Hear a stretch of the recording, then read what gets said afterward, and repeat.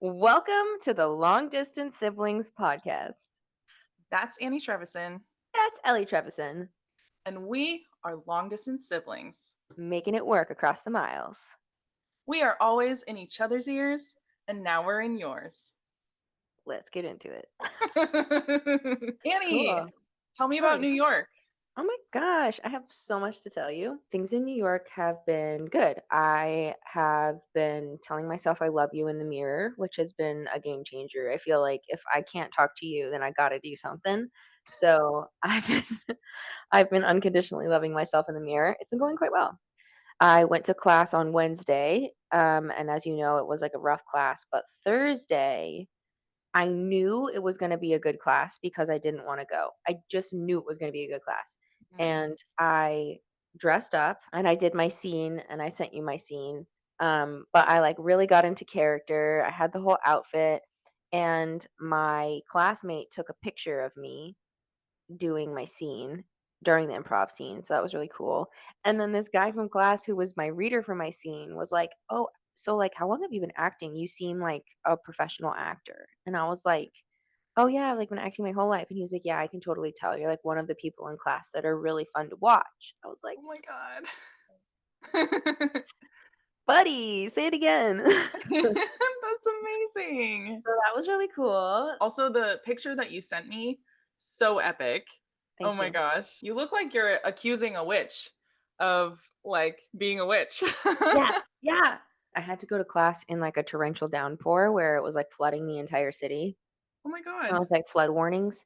Yeah, and so I, like, got drenched and, like, my shoes were soggy, and it was just, like, one of those days where I was like, "I'm in the movie of my life right now," you know? And, Yes. but it ended up being, like, the best class, so I just, like, had a feeling that it was gonna be because it was, like, such a dreary day and I didn't wanna go. Um, Aw, I have good been job really showing up. Thank you. Thank you. I have been stressed about my finances, as you know, and the catering gigs aren't going to cut it. So I was stressing every morning about like, what am I going to do? I wasn't sure. And then I just chose to let it go. I'm going to find a way, and that stressing is not going to help me, and to go to the coffee shop and do some writing. And on my way back, I chose not to put my headphones in so that I could just be like present in the moment. And this girl stopped me who was working for Planned Parenthood. She's like, "Did you know we're being defunded?" I was like, "Sure do." Didn't tell her. Used to try to defund you as a 13-year-old. Didn't say that. Didn't say, "Oh, I Wow. know all about how to defund you guys." But I was like, "Yeah, yeah, yeah, that's horrible. Their budget got cut 40%." And at the end of her spiel, she was like, "Can you donate $25 to um a month?" And I said, "I can't right now, but I could probably volunteer my time," thinking that I could just like volunteer a couple hours. And they're like, "Oh, we're actually hiring. Orientation's on Wednesday." And they're like, "Give us your information." And I said, "Okay." And it's Friday, Saturday, Sunday, which is exactly the time What? that's exactly the time that I wanna be working. I, like, literally said out loud last month, Oh "I my wanna work Friday, God. Saturday, Sunday." That's incredible. I can't believe you sat on that this entire time without I telling. Ellie, when I tell you I had to hold my hand back from calling you the second it happened, and I was like, "Save it for the pod, save it for the pod." I was doing the Wow. Lord's work. That is dedication. Thank you. It was really Wow. hard not to tell you. Congratulations. I'm so happy for you. Thank you. Your life is a movie. How did that just happen? That's You're what like, I'm saying. "Wow, I need a job."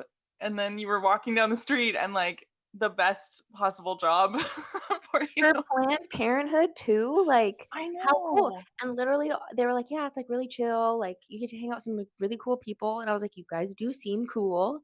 Like, they Yeah, seem weird, happy, and, like, happy to be there, you know? Yeah, yeah. and it's super close, it's, like, within a half an hour walk. Wow. I'm so excited for you. Mhm, I'm me so happy too. for you. Thank you, me That's too. So, awesome. um Wow, you've come so far growing up, protesting them, and now working for them. For anyone who is new to us we were raised in a Christian nationalist, fundamentalist, evangelical homeschool community. So that's why Annie was protesting Planned Parenthood as a teenager Thank you for the because we were context. taught to do that. Yes, just Yeah. wanted to add some context.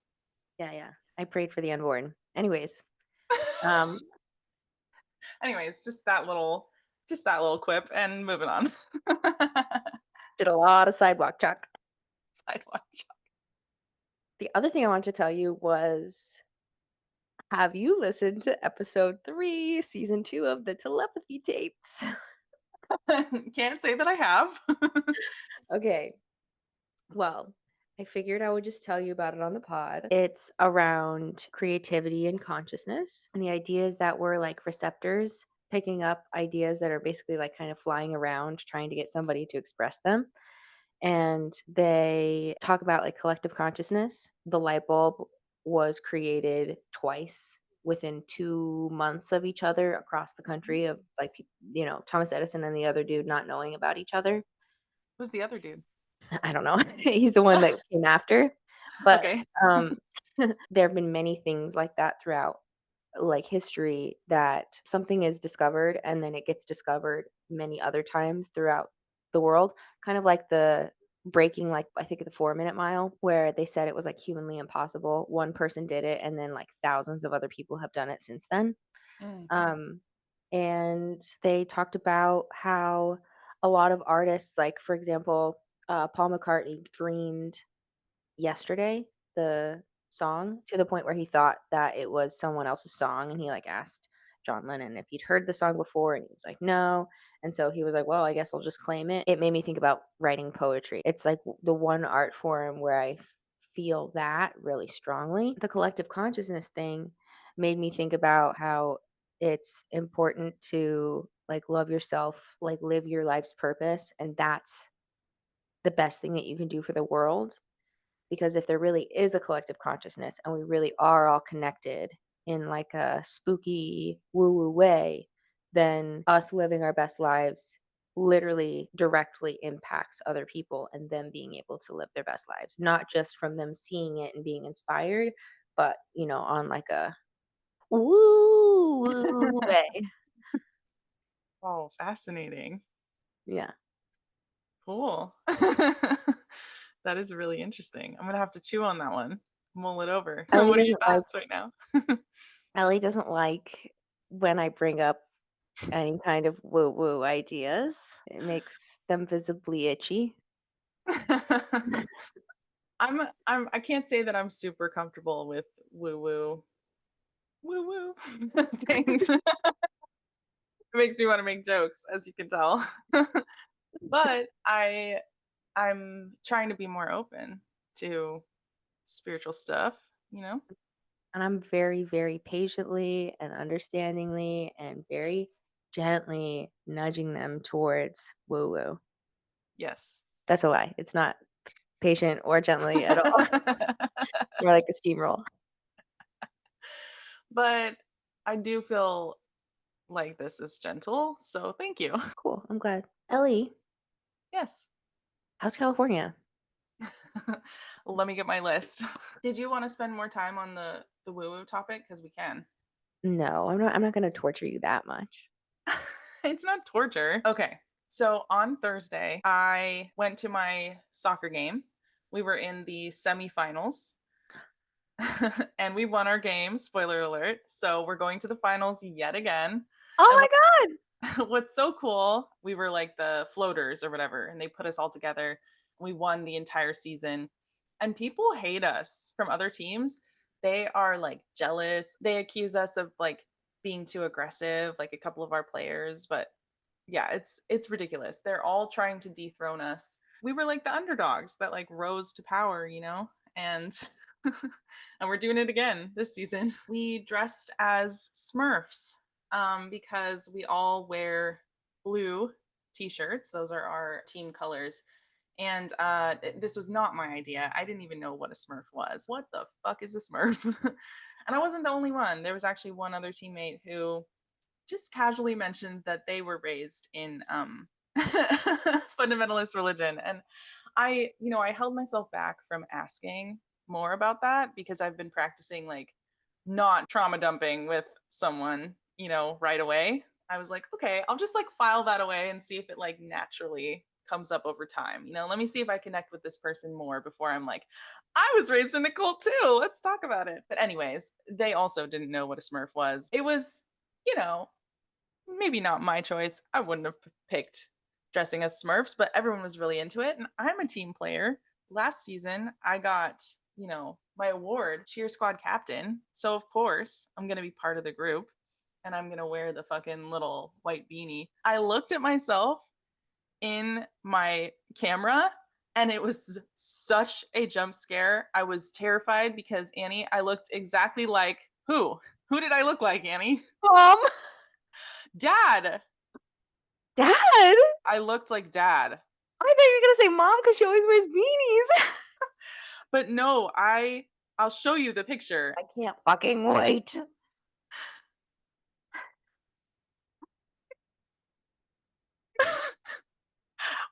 Wait, I can't your audio's gone. I can see your reaction, but your audio's gone. Put it away. You look exactly like him. That's Right? horrible. So scary. Yeah, I think because Oh you my can't see god. my hair, and so I look bald, like, and because Show me I'm one more time. Show it to me one more time, but short, quickly. because there's I think it's partly because of the environment, because I'm Yes, under the the lights. lights, and then it's with the soccer field in the background. I've never seen that expression on his face though. That's like an expression that he would never be able to pull off because it's like kind. Oh I my think I god. was trying to say with my expression, "Oh my god, I'm in shock." This is Oh my terrifying. god. But look That's at my okay. eyebrows. Oh my god, I've never hated my eyebrows more. Just because it No. looks so much like him. I know. I That is really crazy. Like the first like Yeah. couple of milliseconds, I my brain was like, Exactly. Same, same. And I was looking at myself. You do What? look cute though after the jump scare. You look Thank very cute you. and Thank Smurfy. It's you. so cute. I love Thank it. you. I'll show you here's the team picture so you can see. And our captain wore a beard, like a full blue beard plus a red beanie because I guess that's what Papa Smurf wears and he's like the leader or whatever. I don't know. It's kind of I don't silly. either. Yeah. But anyways, there you go. Oh my god, you guys look so gay. Oh, well, we are. Yeah. Yeah. We're literally called the scissor kickers. And Yeah. it's really funny. I know you don't like this, but you know that sometimes I have the humor of a of a middle school boy from all the Yeah. repression of the Yep. purity Yep. culture of my youth. Um, so uh, we're not the only ones that make a lot of dirty jokes. So we always try to cheer for the other team, right? That's what everybody in the league does. And so everybody will try to make like a cheer that goes with the other team's name. And it's usually dirty because most of most of the team names are dirty. Ours is like a little bit tame compared to some of the other ones. And so I know you're not a fan, but I think it's funny and fun. The other team, will be like, "You scissored us so good." Like, and the other team, so the other team was called Good Headers. And so some of my teammates suggested that we say, "You gave good head." And so that's what we cheered, but I turned red when we said that. I turned red. Yeah. I was like, Yeah. "Tee." And then after we cheer, right, we go and we give them all high fives. And of course, they're all cute. And I have crushes on all of them. So Yeah, it's like queer Bend It Like Beckham. yeah, which honestly, okay, have you seen that movie? A while ago. I think it's kind of queer. It is queer baity Mhm. Yeah, because yeah. they don't actually end up together, but they should. Like Yeah. I loved that movie when I saw it for the first time, which was like a few years ago because I wasn't allowed to watch it growing up. But yeah, I was so disappointed. One of them ends up with like, eh. a mediocre guy. And I'm like, you two are meant for each other. Like so much sexual tension throughout the whole thing, plus you're best friends. That's like so queer. Why are you You're not a together? lesbian. Yeah. Just make out already. Yeah, we could do an alternate ending, short film. We should. We should. I love that idea. I'm Yeah. already thinking who I could cast. Yeah. I was walking home yesterday and I had to hold back my tears because I've been listening to Chapel lately. I'm so sad that I haven't had a real girlfriend yet. And I Oh, just want my wife and I don't know where she is. that is such a true feeling. I feel the same. Yeah. I feel like deeply sad. And I'm just like, why? She might be in New York City. She probably is. But she's got to wait a couple years until I become successful. And then, So you can or provide. or she can help me through my success. I don't know. Help me Ooh, I to like my the success. openness. I'm trying. Do you feel open to love, Annie? Well, Ellie, good question. Um, no, I didn't think so. I was like, whoa, okay, let's talk about it. I don't feel open to love right now. I don't. That's why, Annie, that's why your wife hasn't come around because you're not ready for her. I'm not ready for her. I know, but it was just like a sad moment because I had to Yeah, hold my tears back. Because I think it was yeah, also just like a sad. It was just like sad that like Chapel sings about all of these like experiences and like the subway. Ugh, love that song. All of my queer experiences are like tinged with bad vibes. Like, yes, I do. and I just feel like I don't even feel like I can sing it about them because they suck. Fair. Are you open to love, Ellie? No. No, I'm not. I'm not. I am trying to lean really hard into loving myself. As much as I do love the idea of having a partner, I just would like to have more to offer a partner than I have right now. I want someone to add to my life, and I want to be able to add to their life as opposed to a relationship taking over my life. My idea of an ideal relationship is very connected and supportive, but with a lot of autonomy that Yep. each of us has our own lives, our own friends, our own hobbies and passions. I know that's a tall order, but that is what I want. I have spent, much of my adult life making my relationship everything. I think as you were talking, it made me think about and I feel the exact same way, where it's like I don't feel like I've built the self-trust where I know I'm not gonna be in that situation again. For a fact. Like, literally, we were talking earlier today about how it's been 5 months since I was, like, white knuckling, not calling my ex. And, like, it feels like a long time, but it was literally 5 months ago. Yes, about 9 months ago, apparently, which I don't even remember, I was telling you that I was gonna call someone and beg to get back together with them. Not my ex-husband, in case anyone's wondering, someone different. No, Just definitely to not. just to clarify. But you know what else? I think, there's such a longing there, which I think comes from, like, a lifetime of not being able to be my true queer self and, like, having all of that repression. So the fact that I want it so bad makes me really worried about how I would be in my first real queer relationship. I don't think you would. I don't Really? know. Yeah, I just think that I think, like, when you were talking about how you don't feel like you have something to offer someone, maybe it's more that you're, for the first time, enjoying your life just for you, and you need that time in order to feel like you want to share it. Oh my god, Annie, that's a great reframe. Because Thank I was you. like, "Bro, you have so much to offer people. Aw. You have so much to offer, Yes. and they would be so lucky." No, and you're, like, extremely grounded, you're, like, you have so many things going on for you. You've got hobbies, you've got a career you're building, you've got short-term dreams, you got long-term dreams, you've done all the self-work, you are fun. So I just think that it's more like you need the time to relish and experience and like get to know yourself without anybody else around. Oh, thanks, Annie. I love that. Yeah, I think you're right. Huh. Sometimes I'm just negative by default about myself. Or it's just like when you get beat up, it's like in relationships, it's hard to see it from like an objective standpoint. Wow, look at you with a double positive reframe. I feel like I'm rubbing off on you. I think so. Yeah, I think so. That's part of what I feel like has been so groundbreaking with telling myself I love you until I believe it, because what comes up in the mirror are all of my rebuttals. Is like, are you doing this right?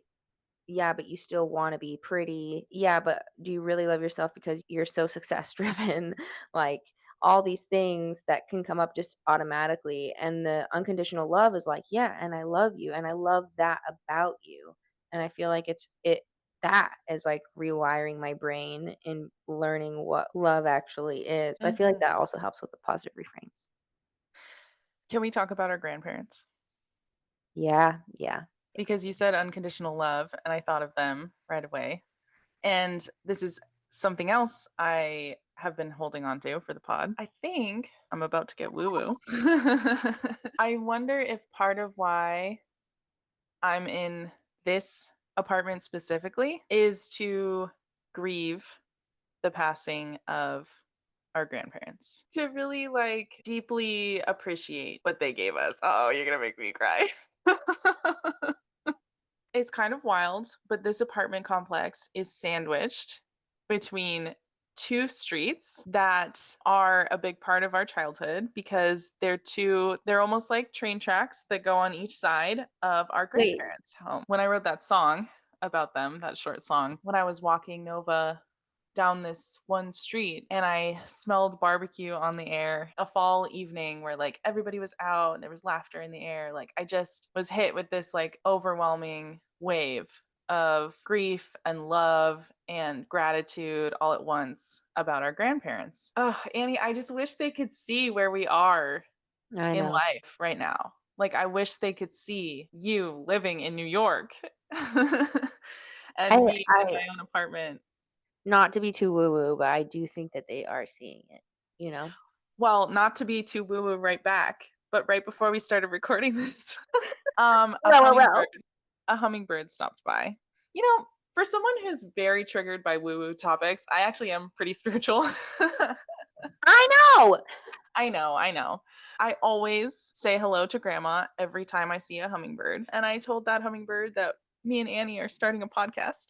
Aw, that's so cool. I genuinely think that they are still around, keeping tabs on us. I just had a dream about granddad last night. He keeps visiting me in my dreams. I will realize I'm dreaming and he'll kind of be like, "Yeah, but like let's just stay in the dream together," you know? That's so cool. It is really cool. It is really cool. I'm really glad that you get to be in such a beautiful, homey, super cute space with your family and grieve them. Yeah, it's tough to find the space to do that. And it seems like you have a perfect landing spot to do it Yeah, I miss them so much. too, man. Yeah. For the viewers, we had a super rough childhood. However, our grandparents, which were our mom's parents, they were our safe space. They were so loving. They accepted us exactly as we were, even though we were like little feral cult kids. Like they, it didn't phase them. Despite our rough and readiness, they just made us feel like we were rock stars every day. Like they just thought we were made of gold and couldn't do anything wrong. And they were just always so proud of us, came to all of our events, were so excited, hype us up, proud of us all the time. Just deeply, deeply proud of us. Yeah, so proud of us. And I also feel like they went out of their way to meet us where we were. So it Oh, was yeah. like, oh, we're going to the homeschool play where, we're gonna sit through the sinner's prayer at the beginning just for the heck of it. Like, we're there, we're doing it. Come on, Annie. Come on, Annie. Yeah, I'm so glad we don't have to find out what would have happened to us without them because Yeah, yeah. Shall we transition to yeah, Reddit? I think we shall. So this segment is called Annie's Advice, Ellie's Encouragement. We figured we would be taking sibling issues and giving them our takes. This is a story from Reddit, but if anyone's having any kind of sibling trouble, feel free to shoot your story our way and we will keep your names out of it, but give you some advice and Unless you encouragement. want your names in it. And then we'll blast you all over this planet. And not because we are experts, but because we truly have put in so much work to get our Well, relationship to where we are now. I would say That makes to us an become an expert. I would say to become an expert, you have to put in 10,000 hours, and I would say we're about there. I Yes. think, Ellie and I have worked extremely hard at our relationship. We've gone through many really hard times in our friendship to the point where we didn't talk for months at times. We've had screaming matches, we've been in tears, we've really been through the gambit and have come out on the other side, and now we are on, it's hard to function for a couple days without talking.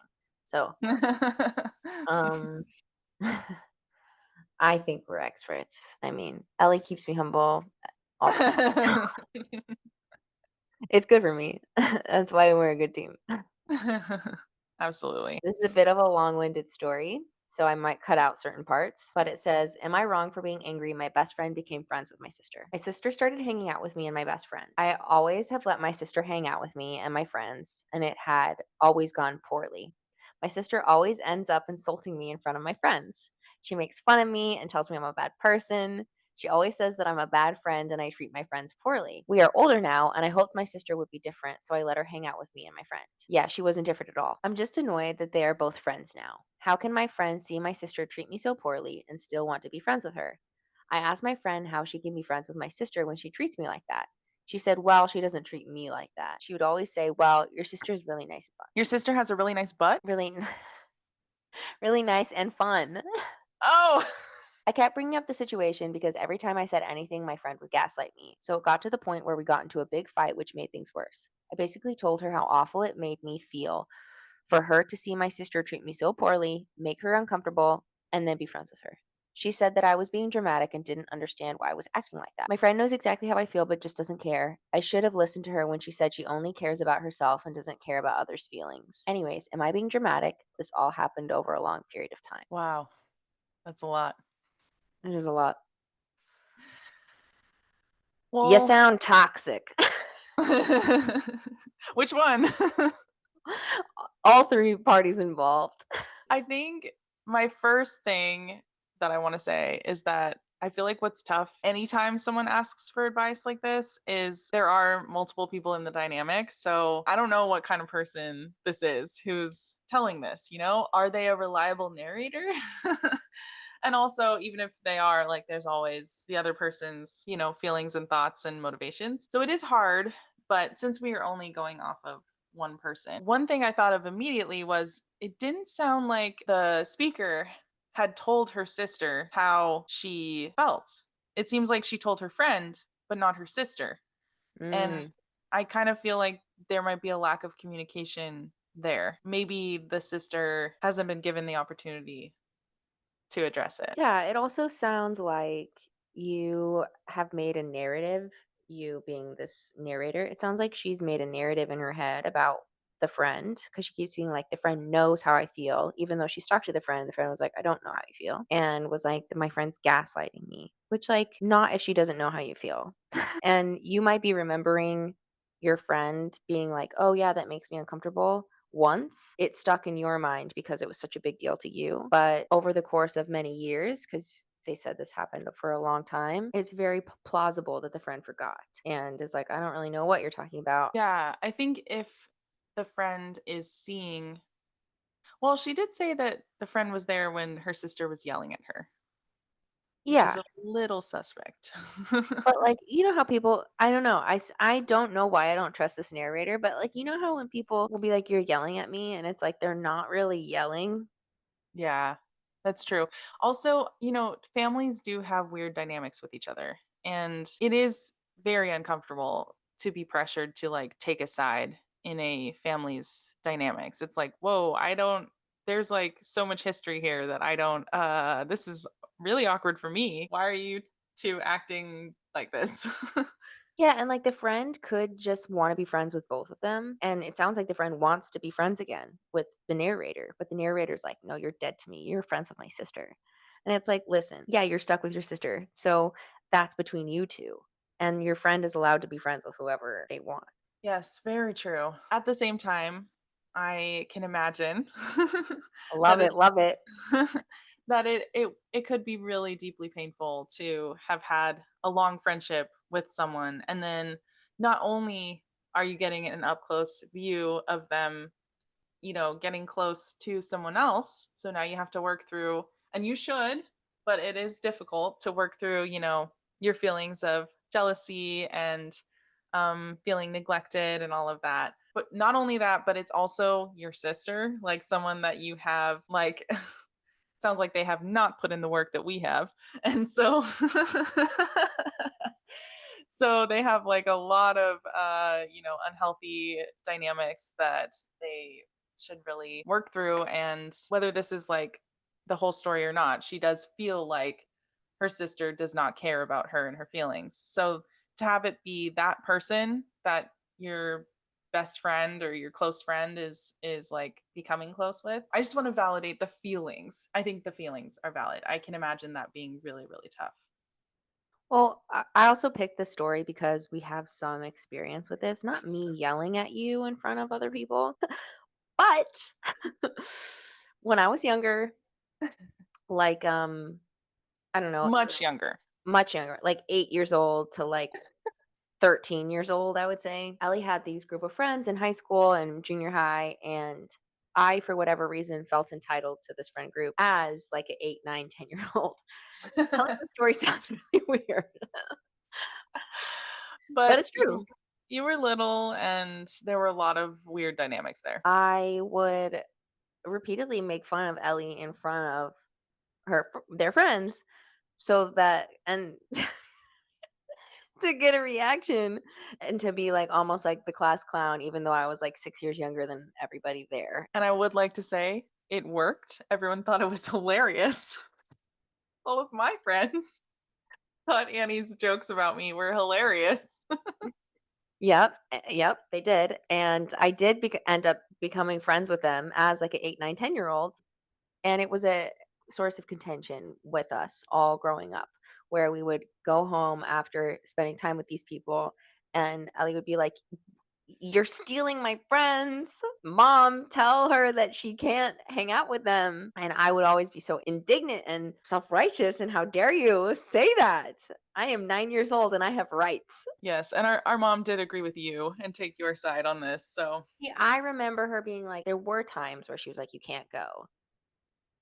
really? Yes, Hmm. All right. I couldn't go to the sleepovers. Hilarious that you think you should have been at the sleepovers. I You couldn't mean, go to the sleepovers. they were my friends. Just kidding. I know, it was out of pocket for sure. We were literal teenagers. I was audacious, what can I say? I know, I know. Yes, no, that's okay. I can see from your perspective as a 10-year-old, that was totally unfair, and that was a boundary. You can't go to the sleepovers. What it was like for me was just that like anytime I got to see these friends outside of the sleepovers, you were there and mom was telling me that I needed to include you and blah blah blah. It's an interesting dynamic. It was also Yeah. like a family-friendly type of events Yeah, that were there. There were other younger kids. They just weren't as funny or cool as me. of course.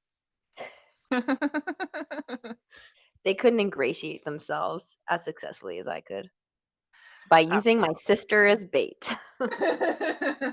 I'm so happy I could help you with your social climbing, Annie.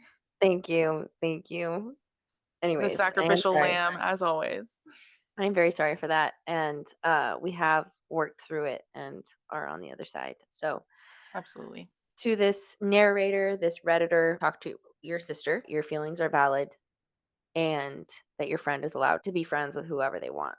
So, as much as it might bother you, the issue is not with your friend, it's with your sister. I know that these dynamics with siblings can be really, really tough. I was just talking to someone who was saying, like, yeah, I feel like sometimes I can't remember what I was mad about Mhm. towards someone, but I remember how I feel.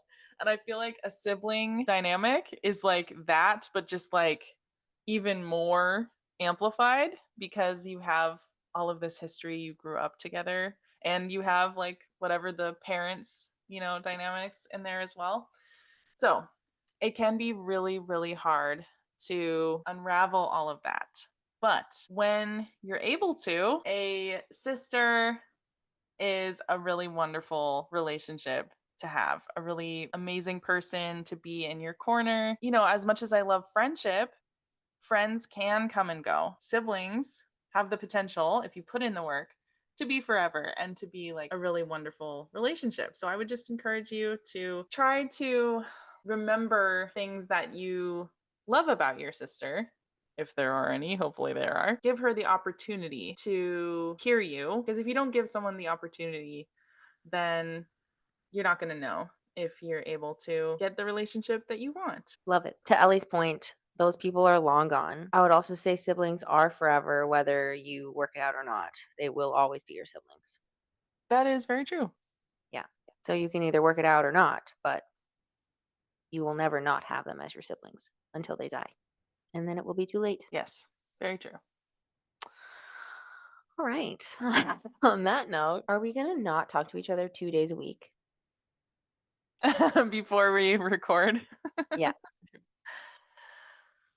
I mean, it helped, did it not?